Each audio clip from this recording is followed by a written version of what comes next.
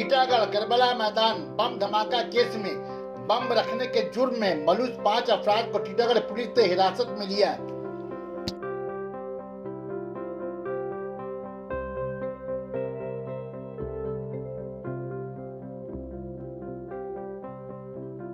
सना medical hall,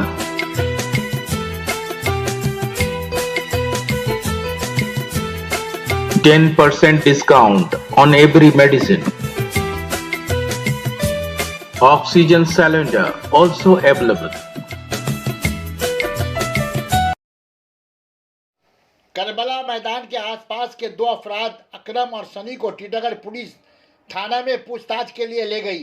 Karbala मैदान के बाशिंदों ने हजारों की तादाद में, जिनमें मर्द औरत शामिल हैं, अकरम और सनी को जल्दी रिहाई की मांग पर थाना का घेराव करके एहतजाज किया। कहा पुलिस बेकसूर और शरीफ लोगों को उठाकर लाई है।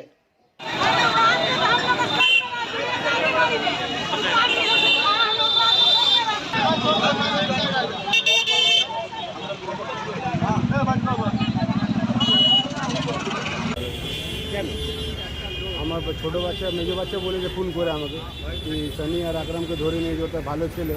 ও আমাদের বাচ্চাকে ওর বাড়িতে আমার বাচ্চা যায়, খেলে ধুলে খাওয়া দাওয়া সব ওইখানে করে, পড়াশোনা করতেও যায় আমার বাচ্চা ওইখান থেকে।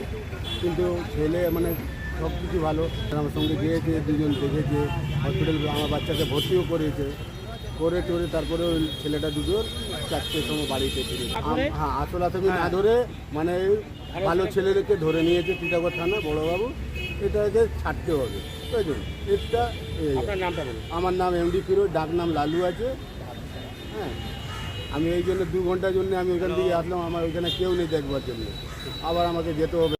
প্রশাসনের উপরে আমাদের বিশ্বাস আছে, কিন্তু এই যে দুটা ছেলে, এটা অনেক ছেলে, তাদেরকে আমরা জানি না, আমরা জানি না কাকে ধরেছে কাকে না। আমরা শুধু এটা জানি যে ওই আকরাম আর সনিকে ধরে নিয়ে এসেছে। প্রশাসনের কাছে আমাদের রিকোয়েস্ট আছে, ওরা ভালো ছেলে আছে, ও দুজনকে ছেড়ে দিবে। আমার নাম এমডি রাজা।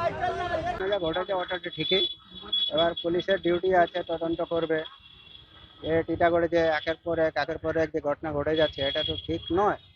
আর পুলিশের ওপর একটা চাপ আছে, পুলিশ এটা তো তদন্ত করবে, কেন হচ্ছে, কে করছে। নিশ্চয়ই কিছু লোকজনকে তুলে এনেছে, কিন্তু কালকে যে দুজনকে আমার পাড়া থেকে যে তুলেছে, মানে মানে এটা ব্যাড লাগ যে দুজনই কোনো মানে ক্রিমিনাল অ্যাক্টিভিটির কোনোদিন আমরা শুনিনি, দেখিনি।